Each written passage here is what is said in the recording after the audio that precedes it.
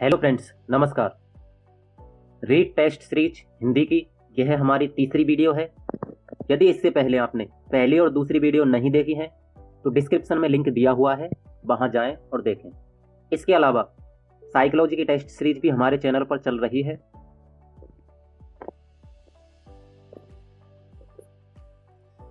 भरोसा भगवान पर है तो जो लिखा है तकदीर में वही पाओगे, और भरोसा यदि खुद पर है तो भगवान वही लिखेगा जो आप चाहोगे। स्वामी विवेकानंद जी के द्वारा कहा गया है, भरोसा अपने आप पर रखना चाहिए, न कि भगवान पर। कौन सा शब्द जातिवाचक संज्ञा का उदाहरण नहीं है? नाक, व डॉक्टर, से प्रोफेसर और द मंत्री।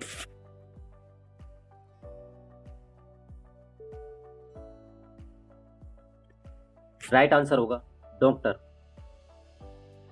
नाक शरीर के अंगों के नाम हमेशा जातिवाचक संज्ञा में ही प्रयुक्त होते हैं, जबकि पद के नाम भी जातिवाचक संज्ञा में प्रयुक्त होंगे, लेकिन जो उपाधि के नाम व्यक्तिवाचक संज्ञा में प्रयुक्त होते हैं, जैसे डॉक्टर, सर, इस प्रकार से। किस वाक्य में सार्वनामिक विशेषण होगा? कोई कुछ भी कहे हमें क्या, वह मकान हमारा है, वह हमारी कार है, मैं उसे नहीं भूल सकता। राइट आंसर होगा वह मकान हमारा है। सार्वनामिक विशेषण में सर्वनाम के तुरंत बाद जिसके लिए वह सर्वनाम प्रयुक्त हुआ है वो संज्ञा शब्द होता है।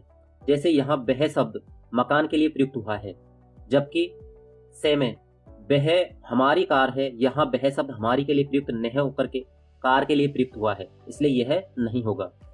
राइट आंसर होगा सार्वनामिक विशेषण। सार्वनामिक विशेषण में जिस संज्ञा से के लिए वह सर्वनाम प्रयुक्त होता है वह उसके जस्ट पहले प्रयुक्त होता है।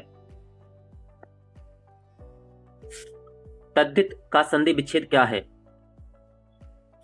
तत् प्लस धित, व तद प्लस धित, से तत् प्लस हित और दे तद प्लस हित। राइट आंसर होगा तत् प्लस हित। ते का दे बन जाता है, वे है का धे बन जाता है। इस प्रकार राइट आंसर होगा से। किस शब्द में उपसर्ग और प्रत्यय दोनों का प्रयोग हुआ है? ए आग्नेय, व अस्तित्व, से निष्कासित, दे अधुनातन। आंसर अपने मन में सोच लिया करें। राइट आंसर होगा से निष्कासित। इसमें उपसर्ग और प्रत्यय दोनों प्रयुक्त हुए हैं। इनमें से किस विकल्प में विलोम शब्द नहीं है? उचित का अनुचित, अपकार का उपकार, आरोह का अवरोह और विज्ञ का अविज्ञ। उचित का अनुचित होता है, सही है। अपकार का उपकार होता है, ये भी सही है। आरोह का अवरोह होता है, ये भी सही है। लेकिन विज्ञ का अविज्ञ नहीं होकर के अनविज्ञ होता है, इसलिए यह हमारा गलत हो जाएगा और यही राइट आंसर होगा। जो बहुत बातें करता हो उसे कहेंगे एक शब्द में? वधिर, बहुभाषी, मितभाषी या बाचाल। देखिए, बधिर जो सुनता नहीं है उसको कहते हैं बहरा। बहुभाषी जो बहुत बोलता है, मितभाषी जो कम बोलता है लेकिन बहुत बातें करता है उसको बाचाल कहेंगे, इसलिए राइट आंसर होगा दे। सरल वाक्य है, राधा के आने से सब प्रसन्न हो गए, तुम्हारे बाजार जाते ही वह सो गया, वह खेल और पढ़ाई दोनों में अच्छा है, और दे उपर्युक्त सभी। सरल वाक्य में एक उद्देश्य होता है और एक विधेय होता है। राधा के आने से सब प्रसन्न हो गए, ये भी सरल वाक्य होगा। तुम्हारे बाजार जाते ही वह सो गया, ये भी सरल वाक्य में आएगा। और वह खेल और पढ़ाई दोनों में अच्छा है, इसमें भी सरल वाक्य ही होगा, इसलिए राइट आंसर होगा दे उपर्युक्त सभी। बालक रोता हुआ सनय सनय मां के पास पहुंचा। इसमें पदबंध होगा, संज्ञा पदबंध, विशेषण पदबंध, क्रिया विशेषण पदबंध या क्रिया पदबंध। राइट आंसर होगा क्रिया विशेषण पदबंध।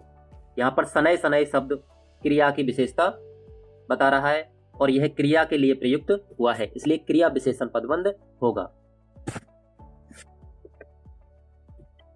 अनाज रखने के लिए मिट्टी के उपकरण को राजस्थानी भाषा में कहते हैं। ए धमेड़ो, ब थली, से कोटला और दे ढाली। अनाज रखने के मिट्टी के उपकरण को राजस्थानी भाषा में कोटला कहते हैं, जबकि धमेड़ो दही मथने पर आने वाली आवाज को धमेड़ो कहते हैं, घर के दरवाजे को थली कहते हैं और चारा लाने ले जाने का जो बड़ा उपकरण होता है उसको ढाली कहते हैं, जिसको ढकोला भी कहते हैं। आसातीत में कौन सा समास है? बहुब्री समास, ब अव्ययभाव समास, से तत्पुरुष समास और द कर्मधारय समास। आसातीत में तत्पुरुष समास होगा, इसलिए राइट आंसर होगा से। तत्पुरुष में द्वितीय तत्पुरुष समास। नेक्स्ट, निम्नलिखित में से शुद्ध शब्द छांटिए।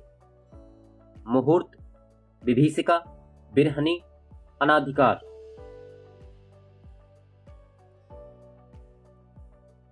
शुद्ध शब्द होगा मुहूर्त, जबकि विभीषिका इस प्रकार से लिखा जाता है, भय पर बड़ी ई की मात्रा आती है। बिरहनी में है पर ई की मात्रा लगेगी। अनाधिकार में अनाधिकार न होकर के अनधिकार होता है, इसलिए राइट आंसर होगा मुहूर्त। वह अपना कर्तव्य कर रहा है, यह वाक्य किस काल में है? सामान्य वर्तमान काल, तात्कालिक वर्तमान काल, भूतकाल या भविष्यकाल? वह अपना कर्तव्य कर रहा है, यह तात्कालिक वर्तमान काल का वाक्य है, इसलिए राइट आंसर होगा वे। लाघव चिन्ह का प्रयोग होता है उद्धरण के लिए, बड़े अंश को संक्षिप्त रूप में लिखने के लिए, त्रुटि सुधार के लिए या अभिवादन के लिए। लाघव चिन्ह का प्रयोग बड़े अंश को संक्षिप्त रूप में लिखने के लिए होता है, इसलिए राइट आंसर होगा वे। इनमें कौन सा शब्द तद्भव है? अथवा, बहुधा, दुविधा या सुविधा?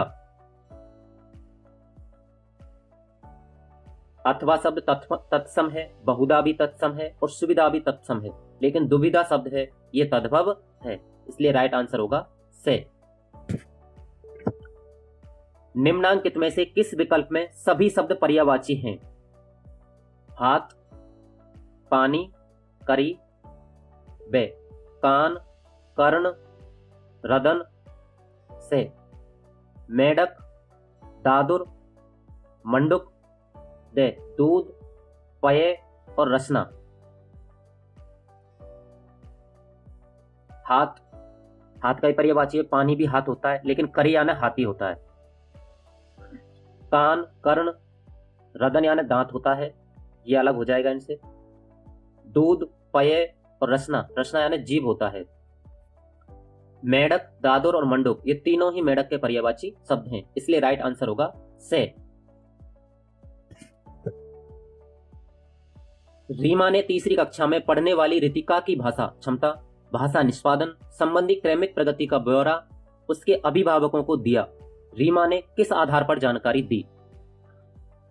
अवलोकन, व पोर्टफोलियो, से जांच सूची, द लिखित परीक्षा। राइट आंसर होगा पोर्टफोलियो। पोर्टफोलियो में एक डायरी होती है जिसमें उसकी प्रोग्रेस रिपोर्ट तैयार की जाती है।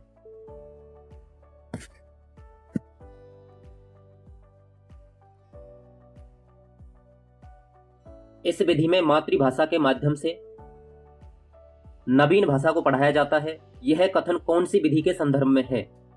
ए गठन विधि, ब प्रत्यक्ष विधि, से वेस्ट विधि और द परोक्ष विधि। मातृभाषा के माध्यम से नवीन भाषा को वेस्ट विधि में पढ़ाया जाता है, परोक्ष विधि में पढ़ाया जाता है। वेस्ट विधि प्रोफेसर बोकिल की है, जिसे प्रत्यक्ष विधि कहते हैं। इसमें न पढ़ा करके परोक्ष विधि में पढ़ाया जाता है। प्राथमिक स्तर पर एक शिक्षक में निम्न में से किसे सबसे महत्वपूर्ण विशेषता मानना चाहिए?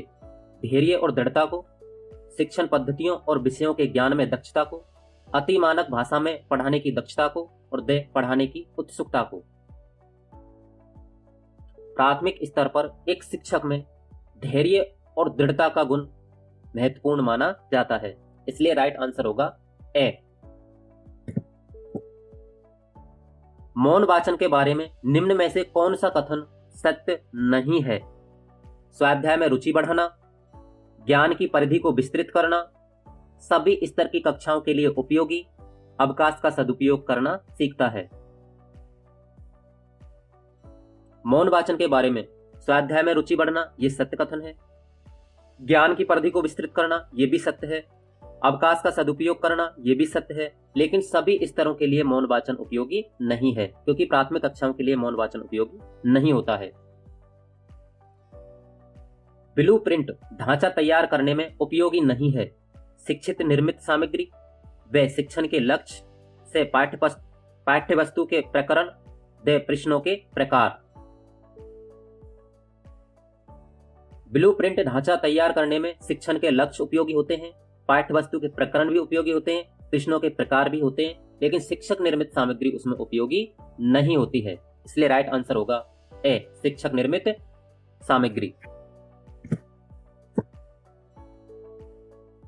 प्राथमिक स्तर पर कौन सी गतिविधि बच्चों की मौखिक अभिव्यक्ति के विकास में सबसे कम प्रभावी है? ए, घटना वर्णन करना, बे, कहानी को शब्द से दोहराना, से, कहानी को अपनी भाषा में कहना और दे, चित्र दिखाकर कहानी कहलवाना।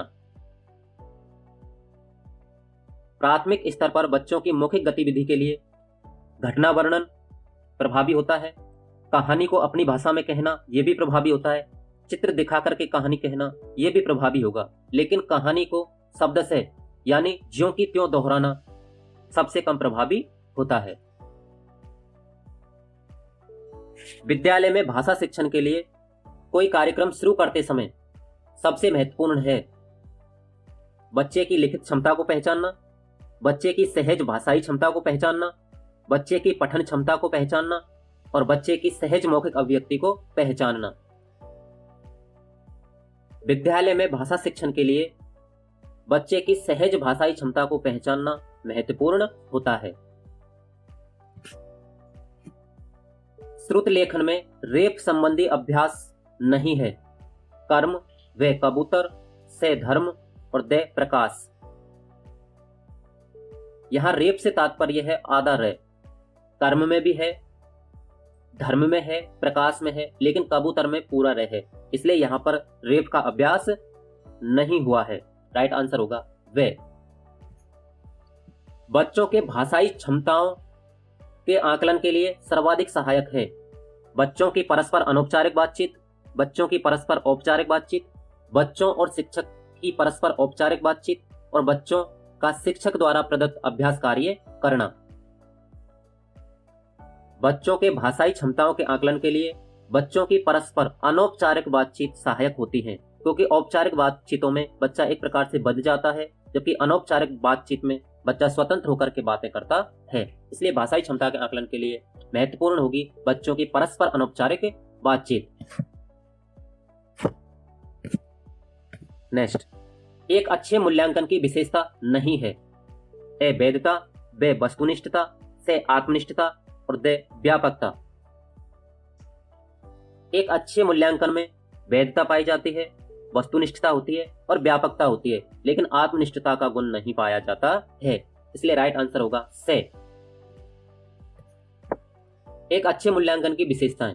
एक अच्छे मूल्यांकन में वस्तुनिष्ठता होती है, विश्वसनीयता होती है, वैधता होती है, उपयोगिता, व्यापकता होती है, विभेदीकारिता होती है, विभेदीकरण, व्यवहारिकता होती है, सहजता होती है, मानकीकरण होता है, विशुद्धता होती है, सुस्पष्टता होती है। इस प्रकार से अच्छे मूल्यांकन की विशेषताएं होती हैं, लेकिन आत्मनिष्ठता में व्यक्ति अपने अनुसार जांच करता है, इसलिए आत्मनिष्ठता मूल्यांकन की विशेषता नहीं है।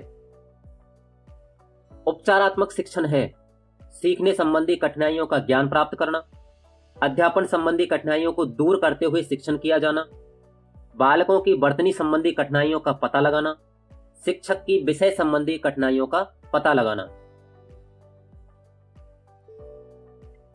उपचारात्मक शिक्षण में अध्यापन संबंधी कठिनाइयों को दूर करते हुए शिक्षण कार्य किया जाता है। इन तीनों में ज्ञान प्राप्त किया जा रहा है। ये निदानात्मक परीक्षण के अंतर्गत आते हैं। निदानात्मक परीक्षण में पहले कठिनाइयों का पता लगाया जाता है, उसके बाद उपचारात्मक शिक्षण के द्वारा उन कठिनाइयों को दूर किया जाता है। इसलिए राइट आंसर होगा बे, अध्यापन संबंधी कठिनाइयों को दूर करते हुए शिक्षण किया जाना। नेक्स्ट, बीएस ब्लूम के द्वारा दिए गए ज्ञानात्मक पक्ष से संबंधित नहीं है। ज्ञान, अवबोध, तुलना और विश्लेषण। बीएस ब्लूम ने ज्ञानात्मक पक्ष के अंदर ज्ञान, अवबोध और विश्लेषण को रखा है, जबकि तुलना को नहीं बताया है। राइट आंसर होगा तुलना। बीएस ब्लूम साहब ने ज्ञानात्मक पक्ष के ये 6 शब्द प्रयुक्त किए। पहला, सबसे निम्न स्तर पर ज्ञान, उसके बाद समझबूझ या ज्ञानोपयोग, उसके बाद अनुप्रयोग, विश्लेषण, उसके बाद संश्लेषण और उच्चतम स्तर पर रखा था मूल्यांकन। ज्ञान आंकड़ों की जानकारी याद करने से संबंधित ज्ञान होता है, जबकि ज्ञानोपयोग या समझबूझ अनुवाद, प्रक्षेप एवं निर्देशों के अर्थ समझना तथा समस्याओं की व्याख्या करने से संबंधित होता है। अनुप्रयोग उसका नई परिस्थितियों में प्रयोग करना अनुप्रयोग के अंतर्गत आता है, जिसे किसी परिकल्पना का नई परिस्थिति में उपयोग या एक अमूर्त कल्पना का स्वतः उपयोग करना। विश्लेषण विश्लेषण के अंतर्गत खंडों में विभक्त किया जाता है, अर्थात शब्द को वर्णों में विभक्त किया जाता है। पहले वाक्य को शब्द में, शब्द को वर्णों में। जैसे वस्तु या परिकल्पना को विभिन्न भागों में अलग करता है ताकि संगठनात्मक ढांचा समझा जा सके, तथ्यों एवं निष्कर्षों के बीच अंतर कर सकता है। संश्लेषण संश्लेषण में जोड़ा जाता है वर्ण से शब्द, शब्द से वाक्य। विविध तत्वों से एक ढांचा या पैटर्न बनता है, एक नए अर्थ या ढांचे पर जोर देकर हिस्सों को जोड़कर संपूर्ण बनाता है।